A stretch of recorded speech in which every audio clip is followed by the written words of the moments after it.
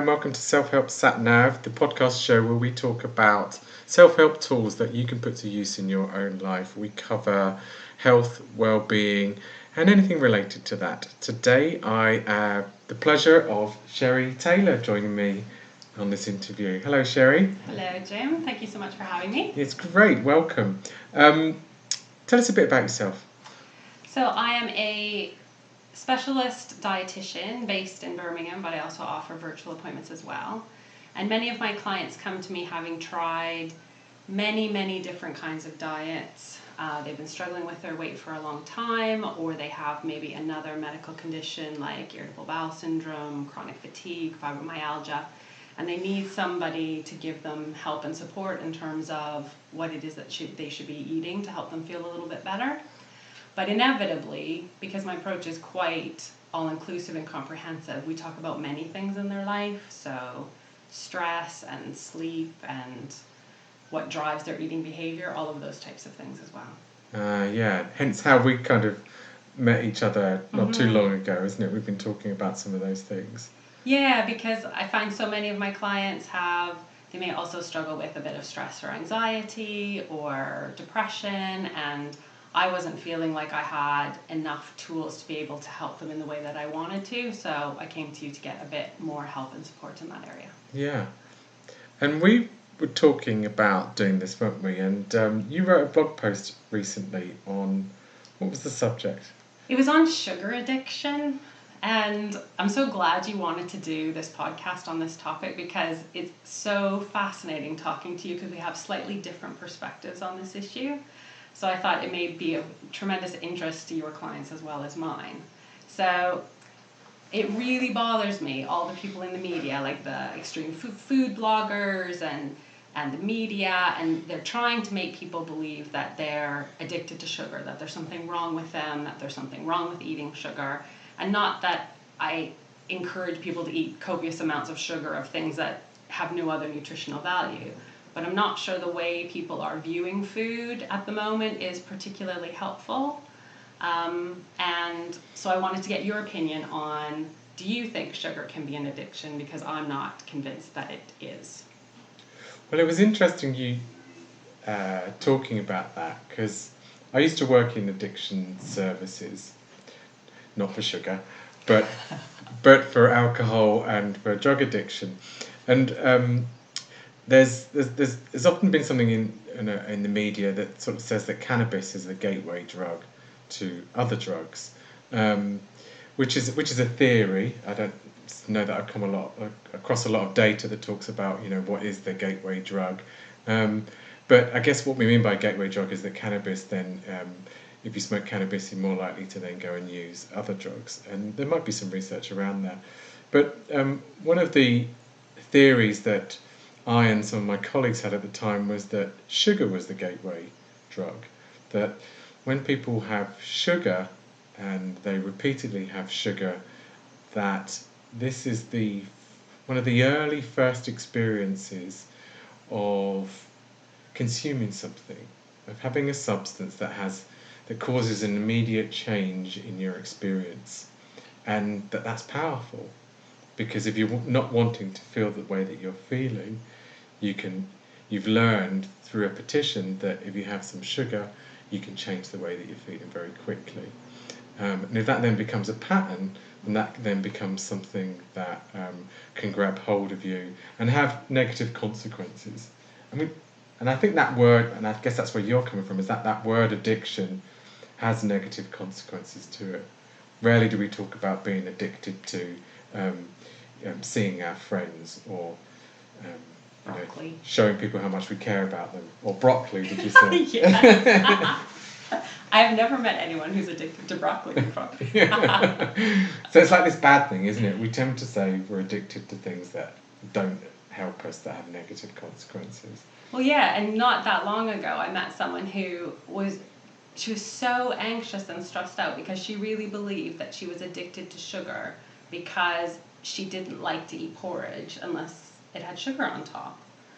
And I wouldn't in any way consider that addiction, and it makes me so sad to see that people are feeling anxious about eating food now, because I don't think that's remotely helpful, you know, in terms of health and well-being. If you're always stressed out about, well, is this the right thing to eat, or isn't this the right thing to eat, or am I going to get it wrong, or is my health going to be affected? It's like, it can sometimes create so much anxiety for people, and I think a lot of it's unnecessary. So the examples you're describing, people have become worried that they are addicted to sugar or another type of food. Yeah. And that's had a worsening effect. They're now worried that they've become addicted to it and what that means. Yeah, and I think that's where I'm coming from. It's like, I guess there's a few points to it. Number one is framing it as an addiction, because that makes it sound like it's not within your control, that there's a chemical change has taken place in your brain, or something is going on physiologically that's completely not within your control, and therefore I'm an addict, and therefore I sometimes think people feel like they're powerless against it, or that trying to make changes isn't going to be successful or helpful, and I'm not sure framing it in that way is necessarily the most helpful way of going about it. I was looking up the definition of addiction, and I looked at the NHS website. That talked about not having control over something. So similar to what you were just saying there, not having control over a substance, not having control over an activity. But you had a slightly different definition yourself. Yeah. So, I was thinking, how do you define addiction? I guess someone who coming from a psychology background, who takes an interest in behaviour, is that I would see addiction as a consequence, really, of engaging repeatedly in something, and it becomes powerful because it helps you avoid some other experience that's maybe more painful. So it's natural to want to avoid that. And I would agree. I think I have no issue with, if that's the way addiction is being defined, I would agree with you. I think many of my clients feel the same way. But I guess I think we were having a discussion earlier in terms of, well, how is addiction being defined? Because I've seen different infographics on Facebook that are making sugar addiction, they're defining it basically like the normal rise and fall in your blood sugar levels, and you know, when your blood sugar levels start to fall, how you get a bit of a craving, or if you wait too long before you eat something and your blood sugars are low, you will have cravings for starchy and sweet things, and that's normal. Like, I don't consider that to be something horrible that we should necessarily be trying to make people think it's an issue. You know, that's normal. And yeah, there's ways to manipulate it, and there's ways to kind of minimize those peaks and troughs in your blood sugars, but that's a normal physiological experience. That's a normal physiological reaction to sugar. So I don't want people to confuse what's normal with something that's, you know, negative or bad, or, you know, those types of things. Right, yeah. So you can be led down the garden path here using particular indicators and suggesting that tells you if somebody's addicted or not, when it doesn't actually mean that. Yeah, exactly.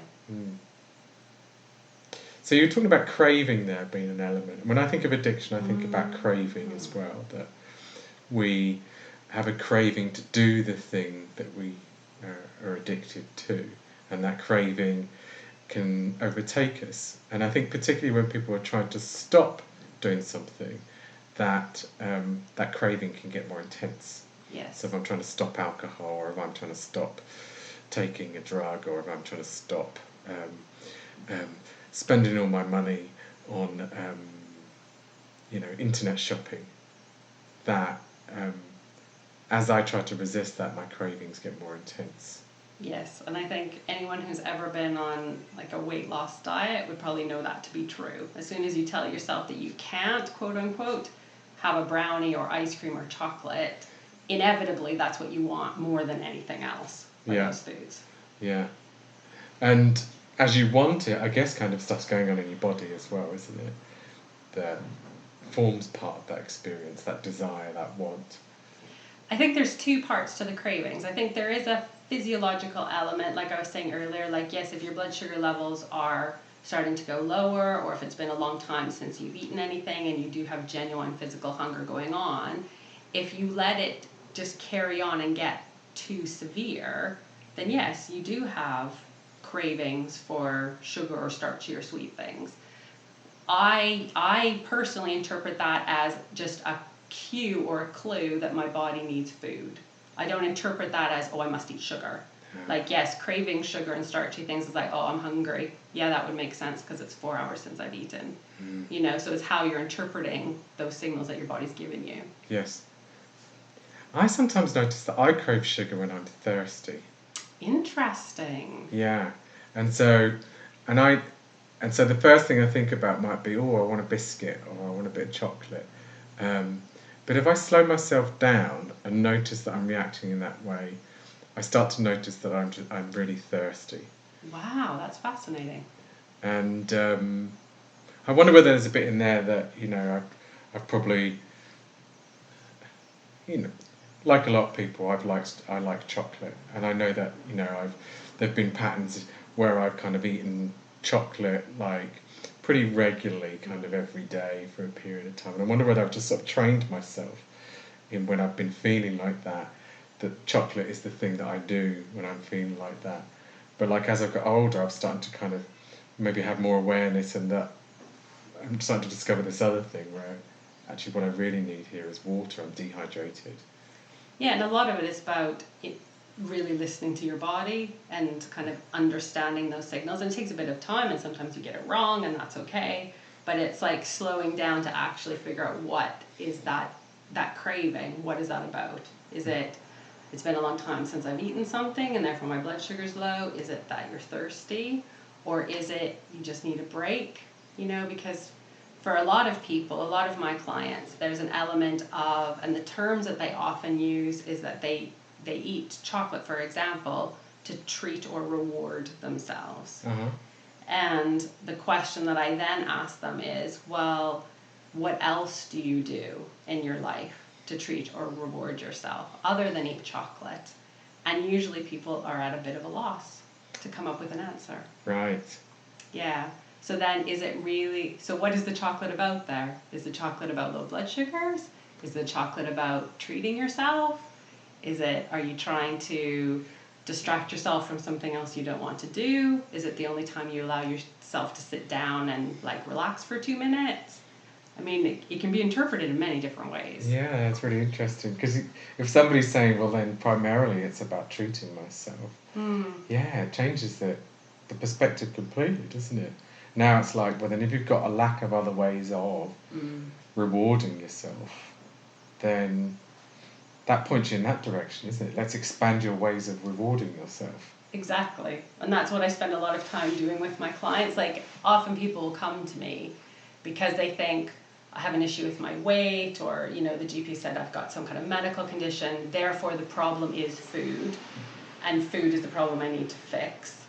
But often I find that sometimes food is the problem, you know, or the food choices that they're making, but I would say 75-80% of the time it isn't.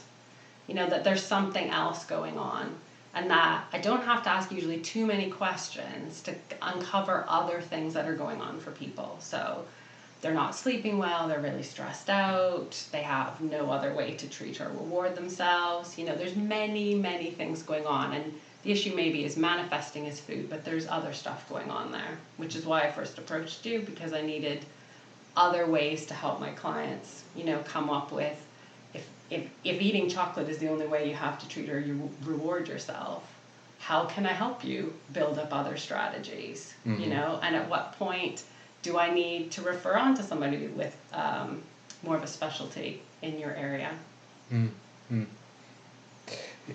What's going through my mind is thinking about the word comfort. And I wanted to ask you, how much do you think there's the crossover, is there a crossover between treat and reward and comfort? Do you think people are meaning similar things when they say that? Or I think sometimes it's different. I think in some cases the person may mean the same thing, but in other circumstances I'm thinking maybe not. I just know with women who have children, for example, it's very common for them after the kids go to bed that is their time. And they usually will use that time to eat or reward themselves, you know. And is that an element of comfort at those times? Maybe. Or maybe they're just tired. Or maybe they haven't had any of their other needs met all day. You know, there's many different ways that could be interpreted. And that's what I encourage my clients to do. It's like, well, I don't know the answer to that question. Like, only you know the answer. Like, what is that food serving for you? What's driving that eating behavior? You know, and they really need to think, you know, hard about, well, really what is, because I don't know the answer. Yeah. So I'm really beginning to question now whether seeing food as addiction is helpful or accurate at all. Because you said something else to me earlier, which was that unlike alcohol or drugs, you can't do without food. No, you can't. And so commonly what's a treatment for those types of addictions is abstinence. Yeah. But we can't abstain from food, although we might be able to abstain from certain types of food, like sugary foods. Yeah, although it goes back to our very first point, which is as soon as you tell yourself you can't have something, then you want it more. Right. And I think maybe that's why people are struggling so much, because I'm on various Facebook groups for people who have challenges around emotional eating, comfort eating, and I know one of the strategies, I don't promote it, but you know other people promote is abstinence, you know, from say chocolate or whatever your quote unquote addictive food is. But if I think just from a purely like nutrition scientific perspective, so a piece of bread, for example, all those things that taste starchy, you know, bread, potatoes, whatever, all that is a whole bunch of molecules of sugar all linked together like a train, basically. And when you eat them, that all gets broken down into sugar, right? And then you've got the natural sugar that's in fruit, and then you've got like the added sugar that's in chocolate and different things. So which sugar are we talking about? You know, if you're going to abstain from sugar, well, are you then abstaining from fruit? Are you abstaining from anything with carbohydrates in it? Like, how are they defining that? Who's defining that? Right. Who makes that decision? Yeah. So you get refined sugars, don't you, in like manufactured products? Yeah. Do you separate those sugars out from the natural sugars that you get in raw food? Well, there's no like little conveyor belt, or there's no little person in your stomach that like analyzes the food when it comes in. It's like, nope, this goes in the refined pile and this other goes in the natural pile. Like it doesn't exist. I think people maybe think it exists. It doesn't exist. So your body will just break down what you eat into the smallest common denominator so that it can absorb it. Right. You know, and the sugar in fruit, for example, is processed slightly different because it has a different chemical structure to it. But say white bread or bread, period, starchy things will break down into glucose, which is the lowest common denominator. You know, and table sugar breaks down into one molecule of glucose and one molecule of fructose. You know, so I'm not sure that you're going to be able to, your body's not going to be able to tell the difference. I see. You know, it can tell the difference in terms of what else does that food offer. Does it offer other vitamins? Does it offer protein? You know, all of those things kind of affect how quickly you absorb different things and you know your health overall in terms of do you have enough vitamins and minerals in your diet, for example.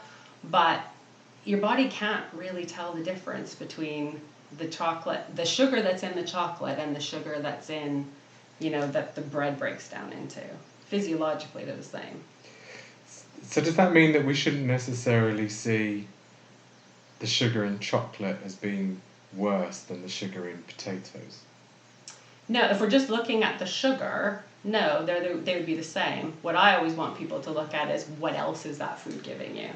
What other nutrients, what other nutritional value? Right. How else are those foods helping your health? Because that's really what it's all about, right? I want people to be healthy. I don't want them eating loads of fizzy drinks and things that have no other nutritional value to it. But I don't think getting really stressed out and upset because you need to put a little bit of sugar on your porridge in order to make it taste good, that you want to eat it, I don't think that's a bad thing. Yeah. I think we can get, when we're thinking about maybe weight loss, for example, we can get a bit too fixated on sugar as the thing that's bad, the thing that we need to just kind of take out. Do you think we can get a bit too fixated on, like, that's the way that I'm going to lose out if I just remove sugar, whereas we might be more benefit if we pay attention to the nutritional value in food as a whole? Yeah, I find people tend to go to extremes. If they have a long history of dieting, they have very all or nothing thinking quite often. So it's either I eat sugar with reckless abandon or I eat no sugar at all. And people seem to really struggle with, well, where's the happy medium there? Yeah. You know, and I appreciate sometimes just telling people to eat a, quote, healthier diet is a bit too vague for them, or they don't know what that means, or which is why I tend to focus a lot on getting people to really pay attention to how food makes their body feel, you know, and how do they feel after they eat that, and how long did it keep them full for, and did they have lots of energy after, or did it make them sleepy after? And that's the kind of information I try and get people to pay attention to, because that's their experience. It doesn't matter what the textbooks say, you know, that's their experience, and that's what we need to go with, you know. And actually I think you were saying earlier that when you really pay attention, you can feel a change in your body after you eat sugar. Is that right? Yes, I think kind of, yeah, as I'm eating something, and some things, maybe some chocolate bars that I've had might be like, I've noticed that more instant kind of, like, it's too intense, the effect of it. So I think I kind of don't eat that type of chocolate anymore. And I think I've liked darker chocolate more as I've got older, because it's less sweet. It's got more chocolate in it, less sugar in it. Yeah. And yeah, that just, yeah. So I can notice that instant effect as well. And one of the things that kind of made me want to eat less milk chocolate as well is that if I'd had too much on one day, it would make me irritable the next day. Interesting. Yeah, and I started to notice that pattern, and just thought, and realised it several times that actually that's because that chocolate that I had yesterday. And those are the kinds of associations I really am encouraging clients to become aware of, right? Because avoiding chocolate or sugar, or pick out whatever food or ingredient you want, avoiding those things because someone else has told you to avoid it, Yeah. but you don't really know why you're avoiding it, you know, is very different, I think, to, you know what, I'm choosing not to eat these foods. It's not that I can't, it's not that anything terrible is going to happen to me, but I'm choosing not to eat these foods because I know I feel rubbish when I do. Right. You know, that's a very different way of interpreting that information. Yeah. So you're using your real experience there, aren't you? You're paying attention to it, tracking it. What impact does this food kind of have on you? Yeah, it's almost like you're doing a little mini experiment on yourself. You know, like, I really do encourage people, and even with like food sensitivities and things that are a bit more vague that we have no way to test for it, as an outsider, someone outside your body, I have no way of knowing whether that food is affecting you or not. Yeah. All I can do is help you kind of set up a little mini experiment to figure out, well, what are we tracking? You know, are we tracking your energy levels? Are we tracking some other symptom? What are we tracking? Kind of what's the baseline? What are you feeling at the moment? Make whatever change we're going to make, you know, adding something, taking something away, and do you feel different at the end of it? You know, and that's the only way really to know with 100% certainty what's right for you, you know. And so it's my job to help people do that, because I think without a bit of guidance and support, the tendency is I'm going to change 50 things all at the same time, and then if you do feel better, you have absolutely no clue which one of those 50 things actually made any difference. Right, yeah. It's so tricky, isn't it? Because we eat so many different foods. We're eating, you know, 3 meals a day, or and plus snacks probably. Yeah. That there's a lot of variable food, isn't there, that can affect us in different ways. There is. And then if you add, some people are affected by stress as well or hormonal changes. So then you've got it's sometimes incredibly difficult to kind of tease out or pull out from all of that information. Well, what actually is the problem? And inevitably it's maybe a couple of different things, so maybe it's stress and something you're eating. Yeah. Or, there's a variety of things that could be going on there. And it seems to me that it's related a lot to long-term conditions, or I'm not quite sure about this, but maybe conditions with medically unexplained symptoms as well. And I think we're still discovering things about causation and maintenance here, but a lot of our long-term conditions are like coronary heart disease. We'd say that that's to do with that is mediated by a diet that you've had. Would you say that's a high sugar diet has effects with coronary heart disease? It potentially depends on what else you're eating, of course. It depends on how much sugar you're eating, how much sugar in relation to other stuff that has nutritional value. Are you underweight? Are you, at a healthy weight for you? Do you have extra weight around your tummy? Like, there's so many different variables. You can't ever just nail it down to one thing. That's the trouble with causation, isn't it? You can't go back and isolate something on its own. There's always so many things going on. Yes, exactly. Yeah. So where you come in is you're helping people to get a better awareness of what they eat and how it impacts them, by the sense of it. Yeah, I consider my role a lot in terms of being a detective almost, to try and figure out what's the underlying root of the problem, and so whether it's people that are underweight and struggling to gain weight, people that are carrying more weight than what they're comfortable with, I'm always trying to figure out what's the underlying cause of the problem. Is it what they're eating, or the combination of what they're eating, or is it something else? Or like lack of sleep, stress levels, not having any form of physical activity that they enjoy, having no other way to treat or reward themselves other than food. I mean, nutrition is a really complex area, and there's so many factors that affect it. I read somewhere that your eating habits, how you define your eating habits actually is a pretty good reflection of how you define the rest of your life as well. And I think there actually might be something to that, because it's just so complex. I think people come to a dietitian thinking that, I'm just going to give you a diet sheet and send you on your way, and that's all there is to it. Like, well, you'll just tell me what to eat and that'll be the end of it. But anyone that's ever met me or has come to see me will know that is like such a minuscule fraction of what I actually do. I'm trying to look at what blood tests have you had, and how well are you sleeping, and do we need to track that? Do you have sleep apnea? What medication are you on? What kind of side effects is that having on you? What are your blood sugars in your body actually doing? Do you have some kind of secondary, like medical condition like type 2 diabetes? All of that I need to consider in addition to what you're eating, and so my role is more to figure out, is food actually the issue, or is something else the issue? Okay. I consider that to be more my role. And then if food isn't the issue, then how can I either help the person or refer them on to somebody else who can help them? Okay, yeah. How important do you think variability is in diet? So, from an evolutionary perspective, I guess it's important that we kind of adapt, isn't it? Those that don't adapt die out historically in animal kingdoms as well.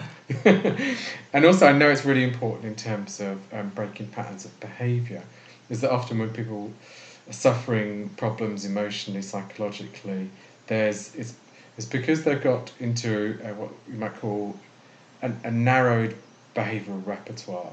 They keep doing the same thing or the same types of things to get the same effect.